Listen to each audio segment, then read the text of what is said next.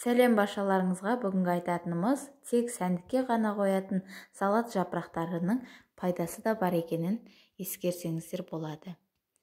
Салат жапырағын күнделікті ас үйде қолданғанымызбен оның медицинада атқарар қызметі зор.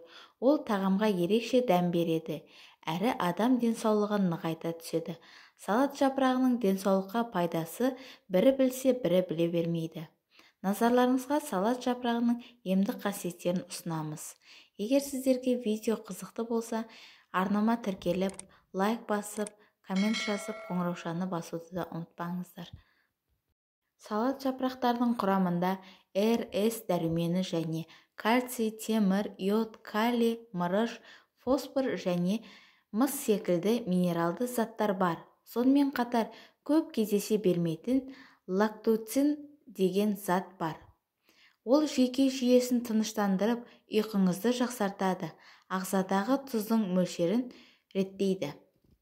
Құрамындағы фолий қышқылы мен пектин ішек жолдарының жұмысын реттеп, ағзадағы холестеринді шығарады. Темір тапшылықтың орнын толтырып, қан аздықтан құтқарады. Р дәрумені қан тамырларды жақсартады. Жапырақтың құрамындағы каротиноид көздің көру қабілетін жақсартып, қырағы етуге ықпал етеді. Сонымен қатар терінің саулығын сақтап, Альцгеймер деген жаман атты аурудан сақтайды. Адам ағзасы үшін ең пайдалы фолий қышқылын да осы көктің құрамынан аласыз. Бұл қышқылдың әсіресе жас балалар мен жүкті аналарға тигізер көмегі көп.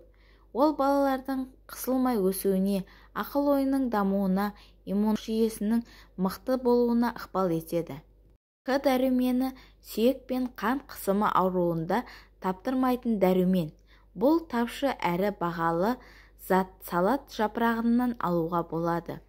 Дәрігерлер өзі арзан, өзі дәмді, өзі пайдалы жапырақты жасыл дәрігер деп атайды.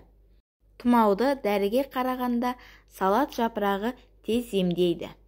Салат жапырағынан дайындалатын балғын шырынды сумен араластырып ішсең, созылмалы гастрит, асқазан және 12 ере ішек жарасынан керемет ем болады.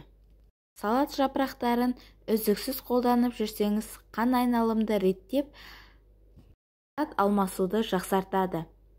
Сонымен қатар ағзадағы бір тәулік С дәруменімен қамтисыз. Халық емінде салат жапырағының шырынын шаштың түбін нығайту үшін, ал дәнінен жасалған тұнбаны көкірек сүтінің көбеюі үшін қолданған.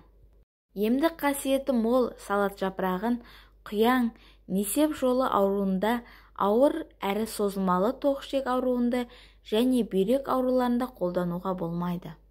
Бүгінгі айтылған ақпарат бір пайдаңызға жарайды деген үміттемін. Егер сіздерге видео қызықты болса, арнама тіркеліп, лайк басып, коммент жазуды ұмытпаңыздар. Қолдау білдіргендеріңіз үшін алғысымды білдіремін.